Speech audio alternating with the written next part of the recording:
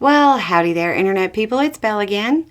So today, we're going to talk about an update on Ukraine, Belarus, and Russia. The Ukrainian move into Russia on August 6th is starting to have more and more implications on the world scene. First, we'll go over a brief update on Ukraine's special military operation. Then we'll take a look at international perceptions.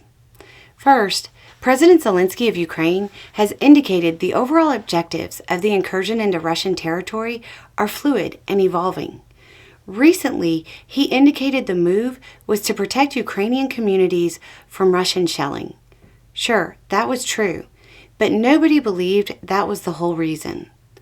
On Sunday, he said, quote, "It is now our primary task in defensive operations overall to destroy as much Russian war potential as possible and conduct maximum counteroffensive actions.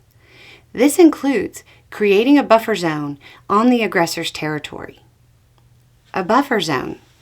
It seems a little bit more than idle talk because Ukrainian forces have begun the process of dropping bridges to separate Russia from the buffer zone. What are we calling it? Western Ukraine? The Kursk People's Republic? If they hold a referendum, I'm sure it will be just as fair as the ones Russia held in Ukrainian territory. Apparently, the situation from Russian forces has gotten so desperate, Russian command is reportedly deploying aerospace troops to the lines. These troops are typically engineers, mechanics, radar techs, or support staff from warehouses and spaceports. It probably goes without saying that pressing non-combat roles into combat service against battle-hardened Ukrainian troops is likely to end poorly. Another interesting story that's making the rounds indicates that Ukrainian troops thought the orders to move into Russia was a joke. They had recently received some new equipment and conducted training in mock-ups of Russian villages, but they still doubted the orders. Well, an obvious operational security and counterintelligence win for Ukrainians. It says something about the sheer audacity of the plan when even Ukrainian troops who have a record of taking bold risks are like, wait, what? If you remember, Zap Brannigan's Big Book of War says, as you all know, the key to victory is the element of surprise. Surprise! You're invading Russia.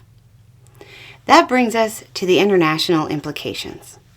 The president of Belarus, an obedient Putin ally, has said his country is putting a third of their military on the border with Ukraine. Wonder what he's worried about. A quick note here. Almost all U.S. coverage is saying Belarus has 48,000 troops. That's a true enough statement, but misunderstands the word troop.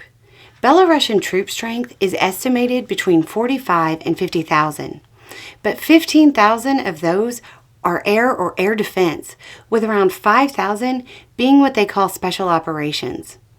And their special operations are the guys in the videos you see on social media, where they engage in choreographed fights and do a high school cheerleader pyramid.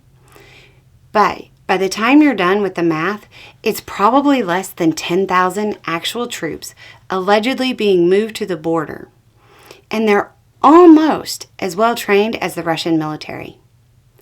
The announcement alone seems to indicate that reliance on Moscow isn't enough anymore. Faith is shook. If Moscow can't defend their own territory, they can't defend Belarus. The same goes for relying on Russian intelligence.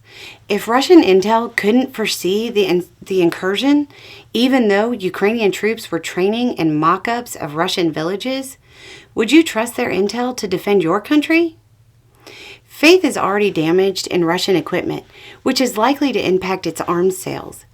Belarus isn't going to be the only country questioning whether Moscow is still a player at the big table in the international poker game where everybody is cheating.